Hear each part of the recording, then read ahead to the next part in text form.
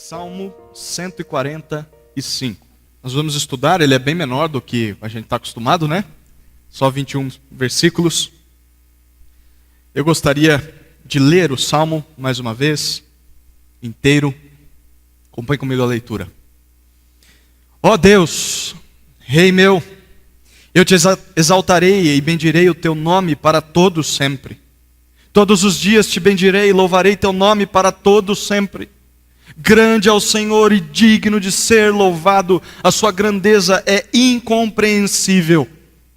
Uma geração contará a outra das tuas obras e anunciará os teus atos poderosos. Meditarei no glorioso esplendor da tua majestade e nas tuas obras maravilhosas. Proclamarão o poder dos teus feitos tremendos e eu contarei da tua grandeza. Lembrarão tua grande bondade e celebrarão com alegria a tua justiça. O Senhor é bondoso e compassivo, demora para irar-se e é grande em amor. O Senhor é bom para todos, e suas misericórdias estão sobre todas as suas obras. Senhor, todas as tuas obras te louvarão e os teus santos te bendirão. Falarão da glória do teu reino e confessarão o teu poder para proclamar aos filhos dos homens os teus feitos poderosos e o glorioso esplendor do teu reino. O teu reino é eterno. O teu domínio dura por todas as gerações. O Senhor sustenta todos os que estão para cair e levanta todos os abatidos. Os olhos de todos esperam em ti, e tu lhes dás provisão a seu tempo. Abres a mão e satisfazes o desejo de todos os viventes.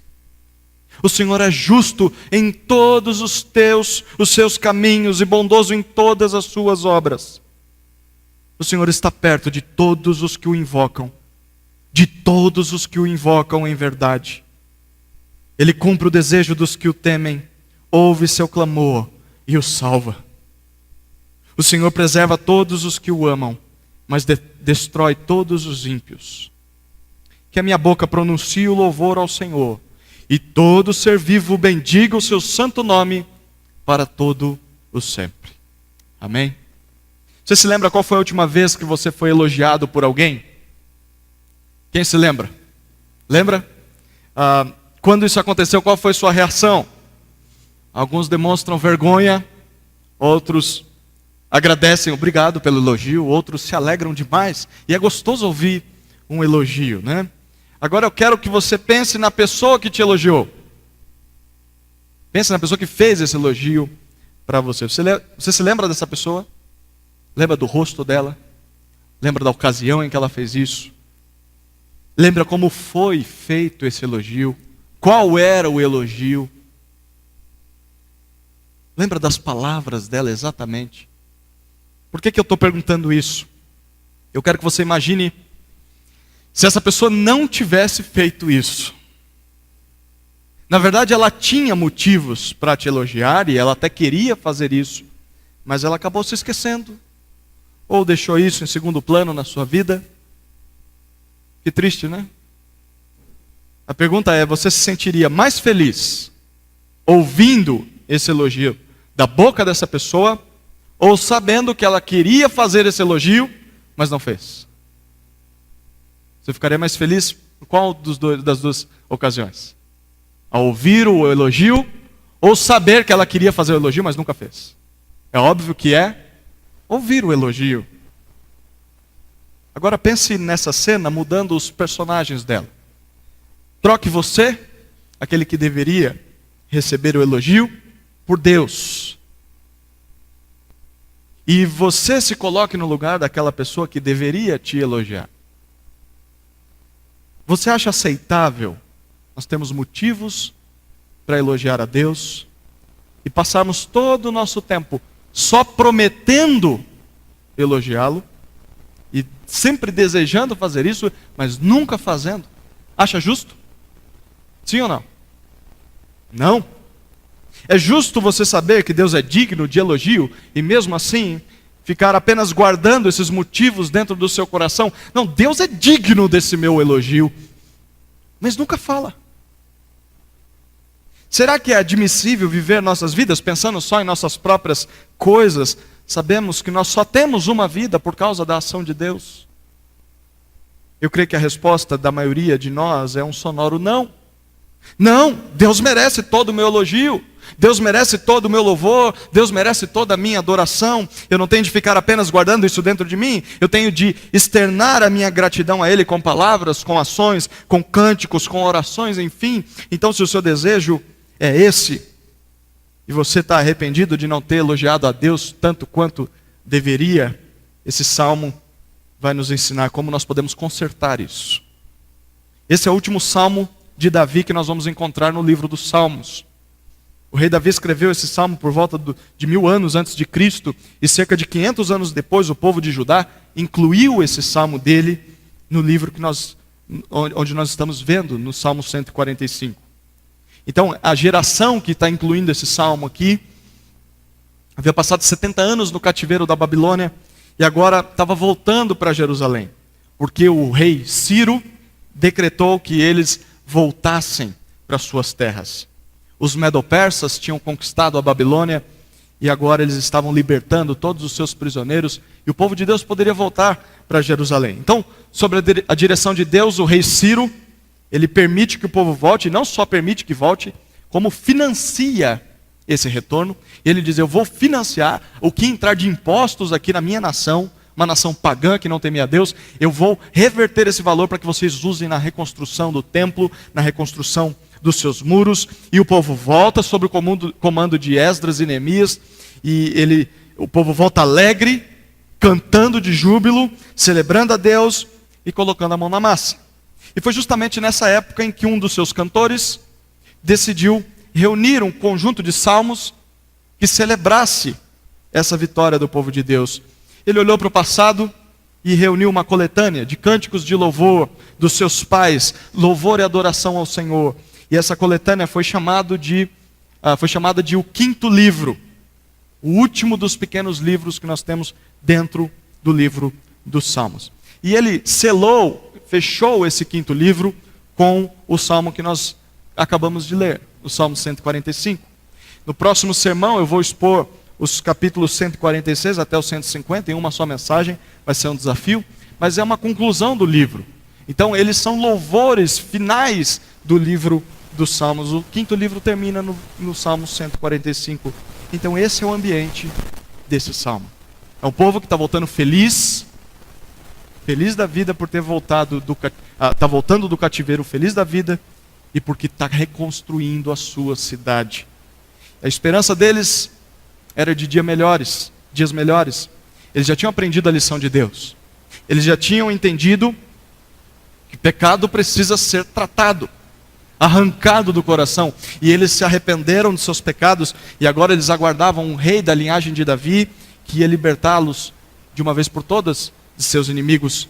Até que isso se cumpra, eles cantam esse poema do rei Davi, prometendo que vão louvar a Deus para sempre, começando por aquele dia. Como é que vai ser esse louvor que eles prometem? E como nós podemos aprender a louvar a Deus? Nós vamos ver nesse salmo uma proposta de 6 respostas a essa pergunta. Em primeiro lugar, louve a Deus dia após dia. Louve a Deus dia após dia. Olha o que os versículos 1 e 2 nos dizem. Ó Deus, Rei meu, eu te exaltarei e bendirei o teu nome para todo sempre. Todos os dias te bendirei e louvarei teu nome para todo o sempre. O salmista faz 2 promessas a Deus. A quem ele chama de rei. A primeira promessa, eu te exaltarei. Exaltar é o mesmo que você pegar algo e elevar esse algo. É colocá-lo no lugar mais nobre que existe, na maior honra que pode existir. O alvo do povo era colocar Deus no mais alto conceito de importância na sua vida. Nós vamos te exaltar, ó Senhor. E a segunda promessa, ainda no versículo 1, e bendirei o teu nome. O termo trazia a ideia não só de você falar bem de alguém, mas também de você se prostrar diante de uma pessoa em adoração. E perceba, o autor disse que queria fazer essas 2 coisas para todo sempre, eternamente. Eu quero fazer isso, Senhor. E no versículo 2 ele nos apresenta essa mesma ideia com outras palavras, e o para sempre ao qual ele se refere no versículo 1, aqui é explicado. com todos os dias, a partir do dia de hoje e assim para todo o sempre. Nós poderíamos entender esse texto, em outras palavras, da seguinte maneira: Deus, Tu és meu rei, e eu sou o teu súdito. Mesmo tendo de me submeter ao rei Ciro, eu sei que na verdade é a Ti a quem eu me reporto. E por causa disso, Senhor, eu prometo que vou me prostrar diante de quem Tu és. Irei Te louvar o Teu nome, de modo que todos possam ouvir. Eu vou colocar o Senhor no patamar mais alto da minha vida. Eu não só prometo fazer isso um dia, lá na frente. Eu quero fazer isso na eternidade, sim. Mas, Senhor, primeiro eu quero começar a fazer isso hoje. Hoje é o dia de Te exaltar, não amanhã. Eu não posso ficar pensando só lá na frente e me esquecer de hoje, que a cada dia eu posso Te louvar até a eternidade. É isso que o salmista está dizendo aqui. Esse homem não está se questionando se os dias dele eram bons ou ruins. Ele simplesmente está prometendo que vai louvar ao Senhor todos os dias, sejam eles bons, sejam eles dias ruins. Seu alvo é louvar a Deus na eternidade, e a indagação dele é: por que não começar hoje? Se eu já vou louvar ao Senhor na eternidade, por que não começar hoje? Por que eu vou deixar isso só para acontecer no céu? Porque eu não louvo ao Senhor dia após dia, já nessa terra? E aqui está a primeira resposta. Você quer aprender a louvar a Deus? Louve a Deus dia após dia. Não só em dias bons, em que tudo está certo, em que você se sente abençoado por Deus, mas também louve ao Senhor em dias maus, dias em que tudo dá errado, dias em que parece que Deus não está do seu lado. Porque se Deus é digno de ser louvado, e Deus é, mas se Deus é digno de ser louvado só quando coisas boas acontecem, então esse Deus não é um Deus digno de ser louvado. Esse Deus não passa de um ser impotente na hora da calamidade. Ele só é bom quando tudo está acontecendo de bom na nossa vida. Esse Deus não passa de um Deus fraco, um Deus que só serve para nos abençoar, mas que não é capaz de nos acompanhar na hora da dor, mas um Deus que não pode ser louvado mesmo na hora ruim. E isso é o que o texto está dizendo: ele não merece adoração. Um Deus ao qual você se dobra diante dele só quando tudo está bem, é um Deus que não merece adoração. Mas esse Deus é um Deus que não muda mesmo quando o dia está ruim. Então louve-o dia a dia, mesmo em dias ruins. Separe um tempo para colocar o nome de Deus na mais alta importância da sua mente. Pense em Deus primeiro, elogie a Deus, torne audível o seu respeito por Deus. Isso nos ajuda a encarar o dia mau com mais paciência e com mais esperança. Primeiro, louve a Deus dia após dia. Segundo, vamos aprender a louvar a Deus. Louve a Deus de geração após geração. Louve a Deus de geração após geração. Olha o que ele diz nos versículos 3 até 7, perdão. Versículo 3 até 7, ele diz assim: grande é o Senhor e digno de ser louvado. A sua grandeza é incompreensível. Uma geração contará a outra das tuas obras e anunciará os teus atos poderosos. Meditarei no glorioso esplendor da tua majestade e nas tuas obras maravilhosas. Proclamarão o poder dos teus feitos tremendos e eu contarei da tua grandeza. Lembrarão tua grande bondade e celebrarão com alegria a tua justiça. Louve a Deus de geração após geração. Você vai reparar que este versículo 3 é o versículo tema desse salmo. O alvo do salmista é mostrar, versículo 3, que o Senhor é grande e que por isso ele é digno de ser louvado. E a palavra usada aqui para louvor, a raiz dela significa trazer algo para a luz, tornar visível uma coisa que é bonita. Em essência, esse é um resumo de louvar a Deus. Louvar a Deus significa irradiar a sua beleza, dizer a Deus o quanto Ele é belo, o quanto Ele é maravilhoso. E segundo o salmista, Deus é digno de que nós façamos isso por causa da sua grandeza. Deus é incomum. Deus é muito mais importante que qualquer outro ser no universo. Deus é abundantemente superior a tudo o que existe. E essa grandeza, ele diz no versículo 3, é tanta que chega a ser incompreensível.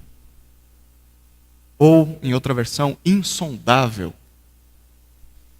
Em outras palavras, a majestade de Deus é tão profunda que não há limites para que possamos compreendê-la.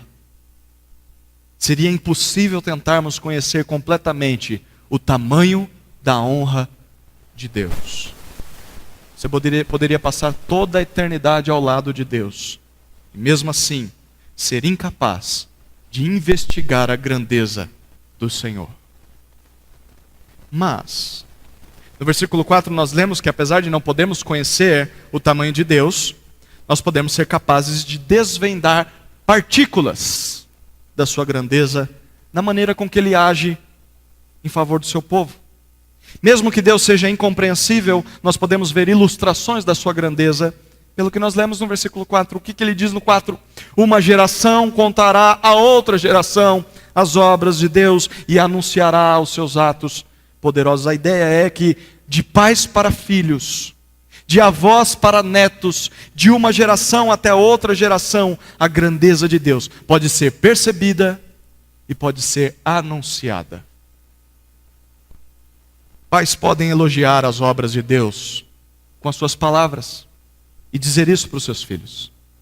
Eles podem informar os seus descendentes sobre as práticas de Deus, sobre a maneira com que Deus age no mundo, a forma com que Deus trabalha na vida do seu povo, os costumes de Deus, os hábitos de Deus e até mesmo o jeito de Deus de dar a vitória para o seu povo, apesar do tamanho do inimigo, a maneira com que Deus cuida e trabalha na vida do seu povo. E isso será feito por pais, mas também individualmente. Versículo 5, o salmista diz que vai meditar no glorioso esplendor da majestade de Deus e na maneira com que Deus age. A grandeza de Deus pode não ser compreensível, mas os atos de Deus são. E se nós repararmos nas obras de Deus e separarmos tempo para isso, nós ficaremos admirados sobre o tamanho de Deus. Eu gosto muito daquela ilustração. O filhinho chega para o papai e diz: papai, qual é o tamanho de Deus? Como eu vou responder isso para o meu filho? Muito bom, filho, olhe para o céu, está passando um avião. Qual é o tamanho daquele avião? Aí ele olha assim: é pequenininho, papai. Ok. O papai leva o filho num aeroporto e diz: filho, qual é o tamanho do avião? Nossa, pai, é gigante. Assim é Deus, filho. Quanto mais perto dele você estiver, maior você perceberá a sua grandeza. Assim é Deus, filho. E é isso que o salmista está dizendo. Eu quero dizer isso para os meus filhos, mostrar o tamanho de Deus para os meus filhos. E o resultado de ensinar isso para a próxima geração, será que a próxima geração, versículo 6, ela mesma vai proclamar o poder dos feitos tremendos de Deus. Os filhos vão falar sobre a incrível força do Senhor e como os atos de Deus são assustadores para um simples homem mortal. Como é tremendo, terrível ver as ações de Deus. E essa é a cena no versículo 6. E a ideia de que enquanto os filhos falam sobre isso, o pai continua contando da grandeza do Senhor aos seus filhos. Não só uma vez na vida, mas será algo contínuo. Ele promete que vai fazer um registro para os seus filhos de tudo que sabe sobre a majestade de Deus. Pai e avô, você já pensou em escrever um diário de experiências que você teve com Deus? Do tamanho de Deus, sentar com seus filhos e com seus netos e contar histórias dos feitos de Deus. É isso que o salmista está dizendo. Eu não vou morrer sem deixar esse legado para os meus filhos. Eu quero deixar cada um dos atos poderosos de Deus.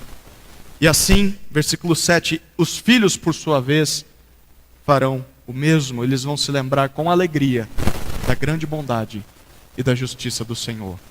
O resultado do salmista investir a sua vida para contar aos seus filhos sobre os atos poderosos de Deus será que os próprios filhos vão comemorar e fazer festa a cada nova informação que receberem sobre Deus. Eu queria te perguntar nessa noite: você já parou para pensar que parte do seu louvor a Deus passa pela maneira com que você cria os seus filhos?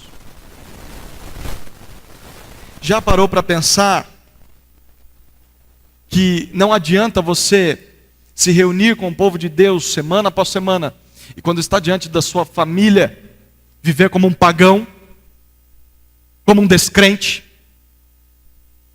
com o mesmo padrão ou podrão que uma pessoa descrente tem na sua vida, e aos domingos você quer trazer os seus filhos para a igreja e dizer: filhos, vamos adorar a Deus porque Ele é digno de ser louvado. Que Deus é digno de ser louvado? Um Deus que não é digno de ser louvado durante a semana pelos meus pais, por que eu vou gastar meu tempo com esse Deus? O que o salmista está ensinando é de que nada adianta você saber da grandeza de Deus e saber da importância que Deus tem, se você não ensina isso para os seus filhos. Se você não fizer o seu papel, toda essa informação vai ser enterrada junto em um caixão com você, e os seus filhos vão deixar de ouvir da boca dos seus pais sobre quem Deus é, que Deus é grande. Um grande pregador do passado certa vez disse assim: quer reconheçamos, quer não, toda a igreja local está a apenas uma geração da extinção. Quer reconheçamos, quer não, toda a igreja local está apenas a uma geração da extinção. Hoje nós somos crentes. Hoje a igreja está indo de vento em popa. Mas e amanhã? Como será a igreja? Eu quero que você pense nisso, se ela dependesse dos nossos filhos. Como seria a igreja? Ela continuaria? Teria líderes? Teriam pessoas para tocar? Para evangelizar?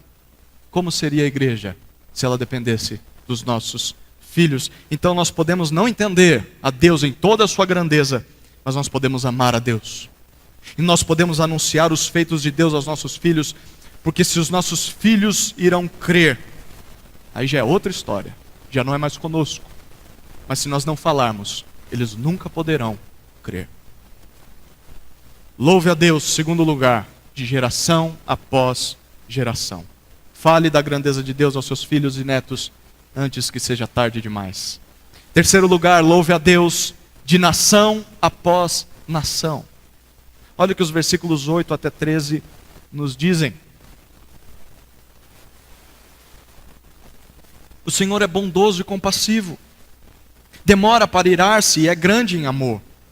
O Senhor é bom para todos, e suas misericórdias estão sobre todas as suas obras. Senhor, todas as tuas obras te louvarão, e os teus santos te bendirão, falarão da glória do teu reino e confessarão o teu poder para proclamar aos filhos dos homens os teus feitos poderosos e o glorioso esplendor do teu reino. O teu reino é eterno. O teu domínio dura por todas as gerações. Louve a Deus de nação após nação. O motivo de louvor agora é pelo Senhor ser bondoso e compassivo, versículo 8. E o salmista louva a Deus por sua misericórdia, pela maneira com que Deus trata uma pessoa que se arrepende, e como Deus perdoa essa pessoa sem que ela mereça. Isso é visto no fato de que a ira de Deus demora para acontecer. E o seu amor, aquela palavrinha hesed, o amor leal de Deus é imenso. Deus é paciente. Deus é lento em executar justiça contra os nossos pecados. Deus nos dá inúmeras chances de arrependimento e de pedidos de perdão. A sua fidelidade é larga. O seu compromisso conosco não depende de nós, mas depende dele. Mas isso não é só verdade conosco. Olha o versículo 9. Ele é bom para com todos os seres vivos. Deus poderia castigar todos os homens por seus pecados, mas Deus não o faz. Deus tem paciência com eles. Deus dá a eles oportunidades de se arrependerem. Todas as obras de Deus são cobertas por suas misericórdias. Tudo que Deus faz é regado por sua bondade e paciência. E o salmista diz a Deus no versículo 10 que por causa disso todas as suas obras o louvarão. Toda a criação aplaude o Senhor. Toda a criação louva ao Senhor, mas há uma parte dessa criação que vai fazer isso com mais vigor ainda. Os santos de Deus. Os teus santos bendirão o seu nome. Toda a natureza, quando obedece ao seu Criador, exalta o seu Criador. Mas aqueles que são crentes no Criador têm um relacionamento de intimidade com aquele que os criou. Destes se espera muito mais louvor. Deus nos criou para isso. E os santos de Deus, versículo 11, falarão da glória que é o reino de Deus. Eles vão dizer a todos que ser súdito do Senhor é a melhor coisa que existe nessa terra. E eles farão isso para proclamar a todos os filhos dos homens sobre os feitos poderosos de Deus e sobre o glorioso esplendor do seu reino.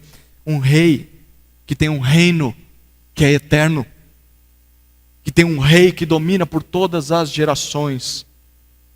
Sabe o que tudo isso significa?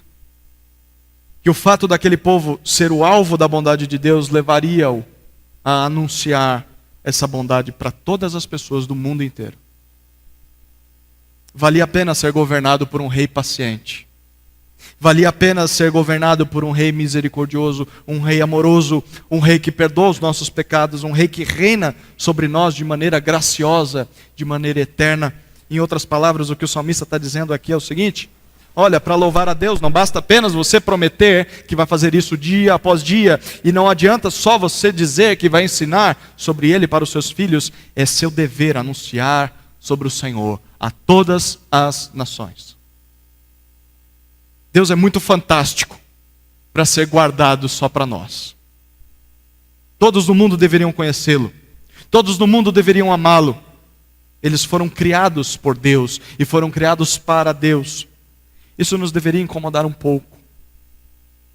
Quantas vezes nós sabemos da alegria que é ter um relacionamento com Deus, um Deus tão bondoso, e mesmo sabendo disso, nós nos recusamos de falar sobre isso às pessoas. Então, às vezes, nós não falamos por vergonha, às vezes fazemos isso por medo, ou até mesmo porque nós achamos que vamos ser considerados os chatos, que só ficam falando de religião.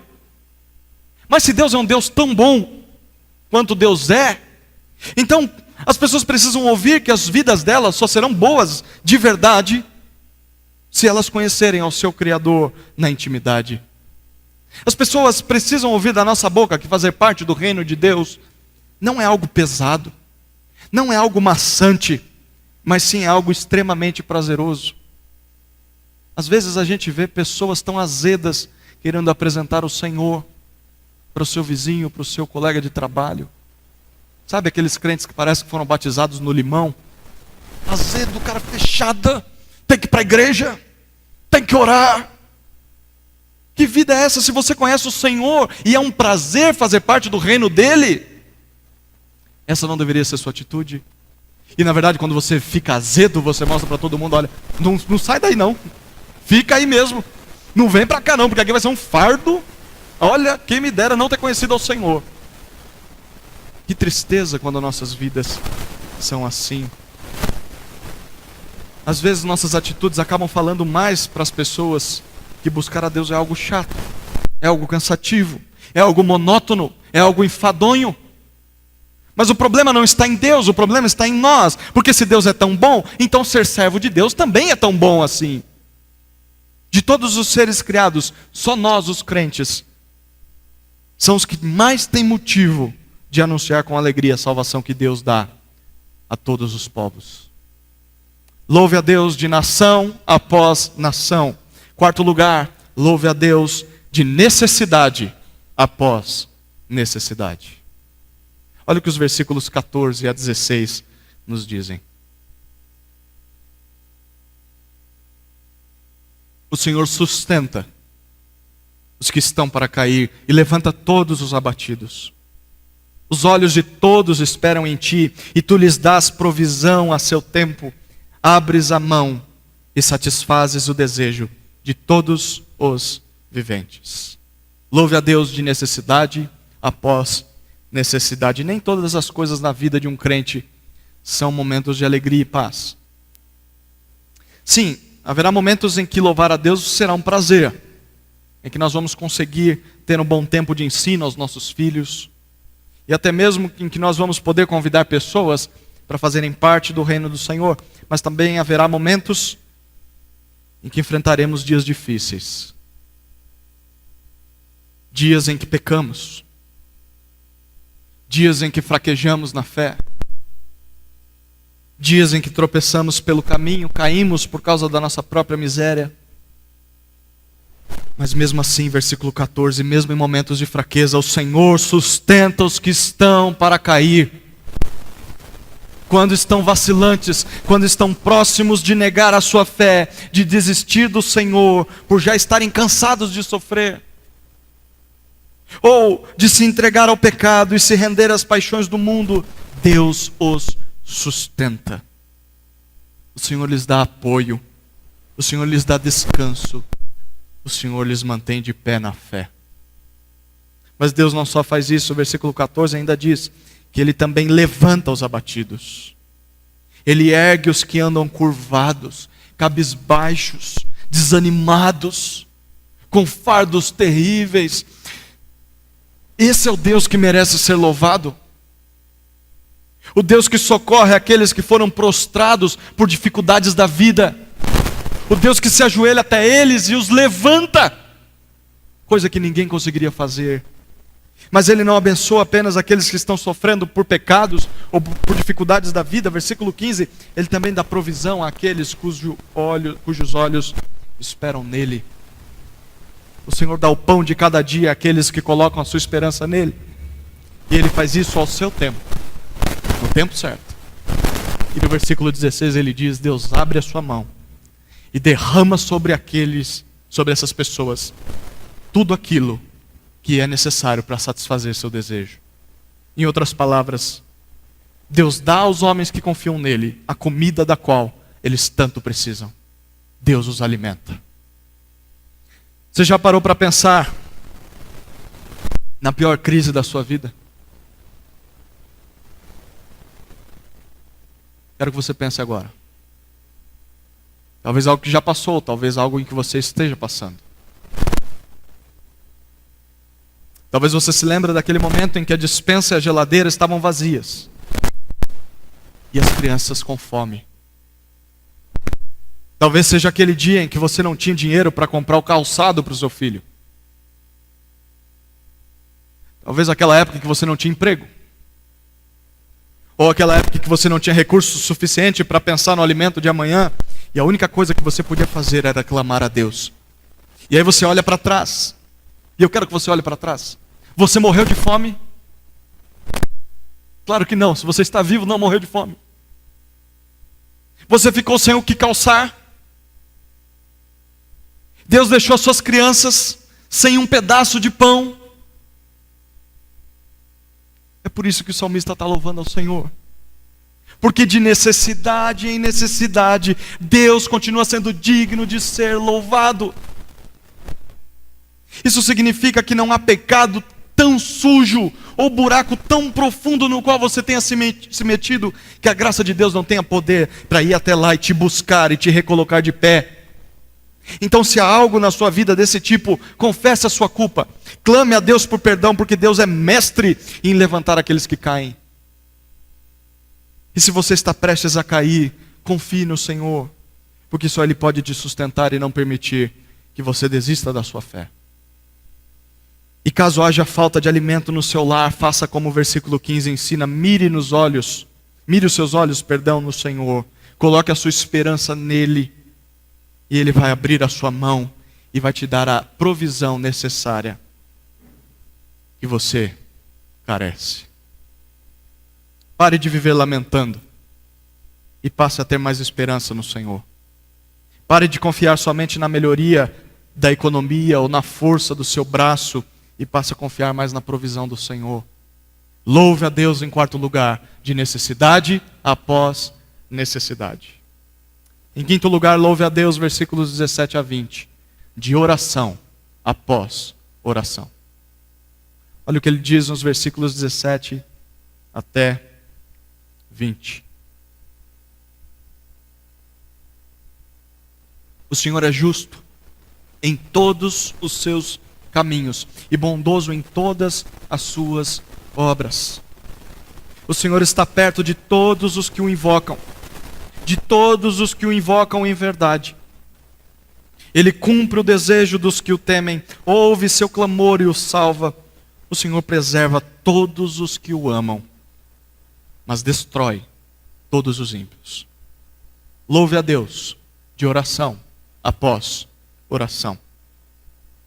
O salmista diz que Deus é justo em tudo o que faz e bondoso em todas as suas obras.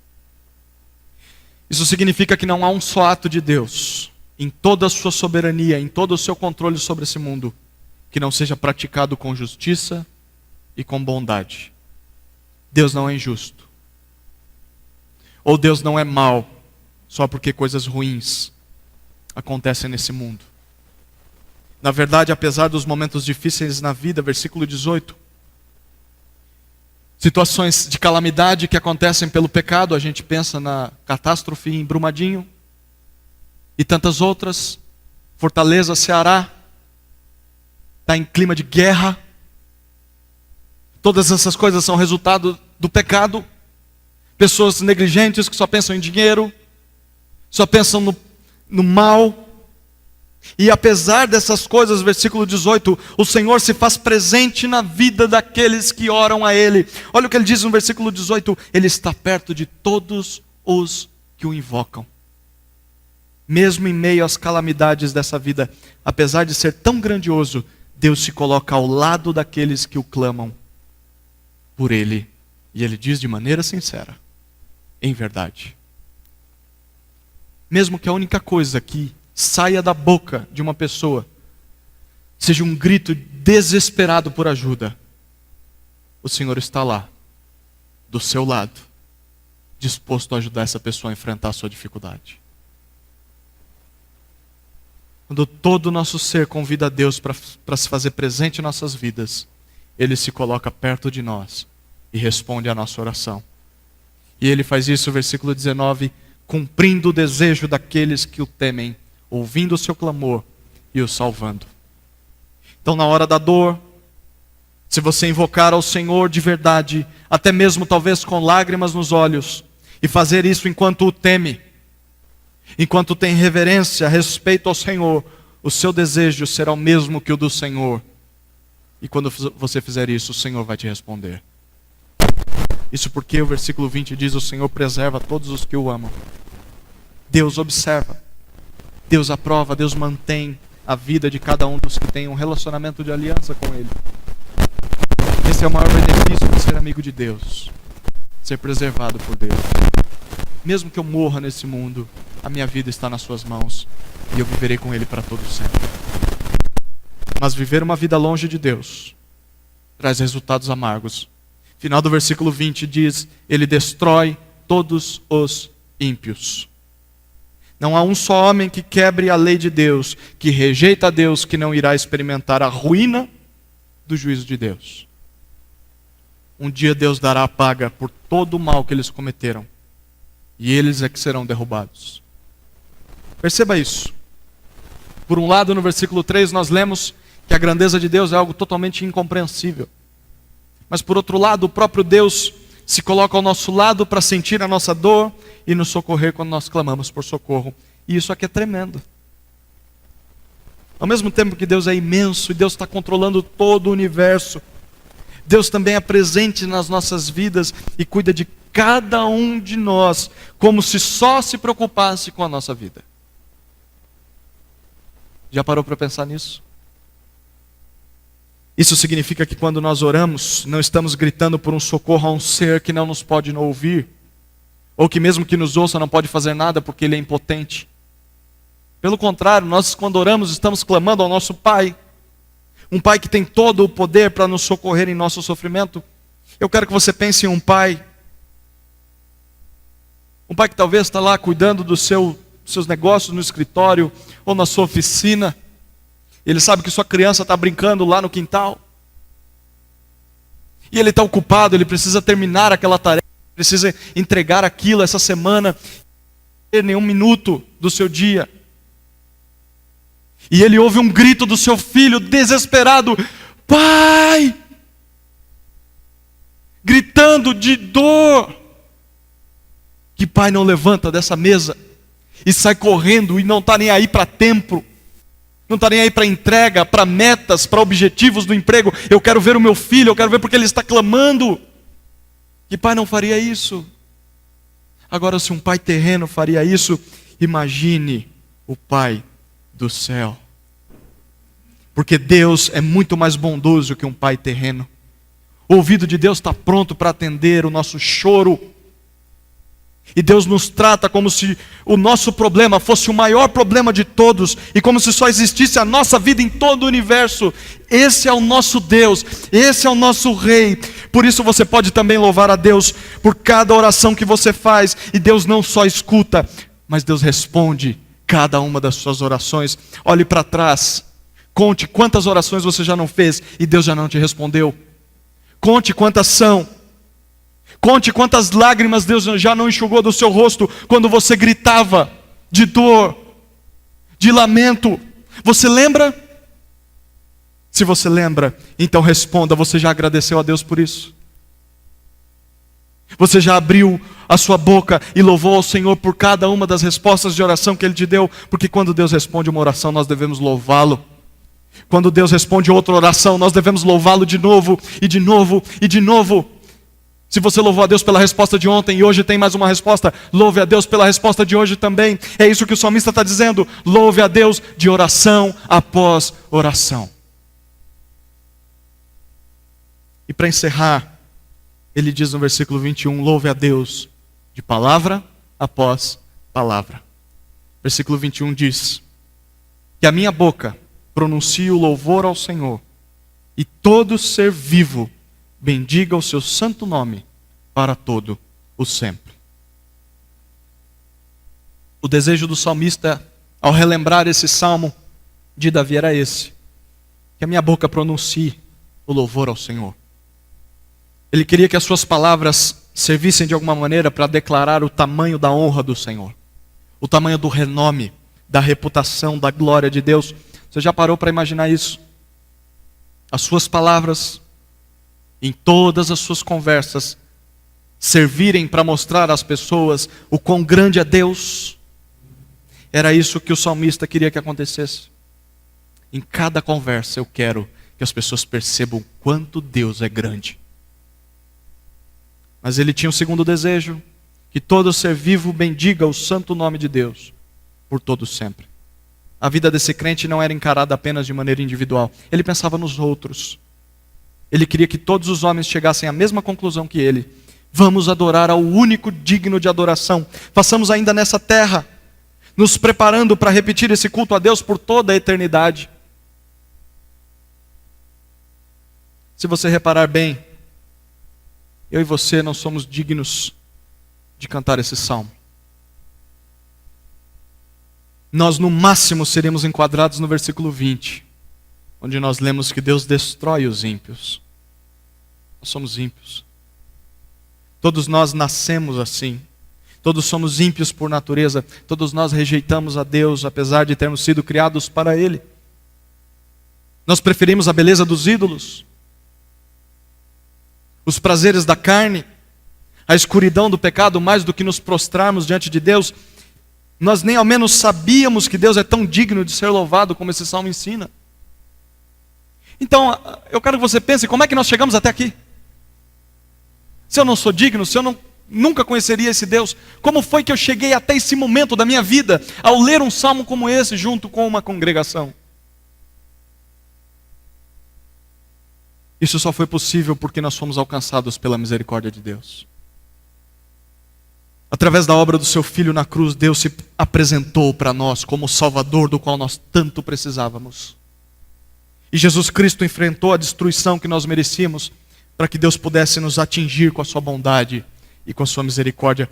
Nós não merecíamos nem ao menos ouvir um testemunho como o desse salmo. Nós não éramos dignos nem de ouvir alguém cantando esse salmo, quanto mais poder cantá-lo, quanto mais poder vivê-lo. É por isso que quando essa verdade nos alcança, a reação natural de todo ser humano deveria ser essa. Deveria ser louvar a Deus como o salmista fez.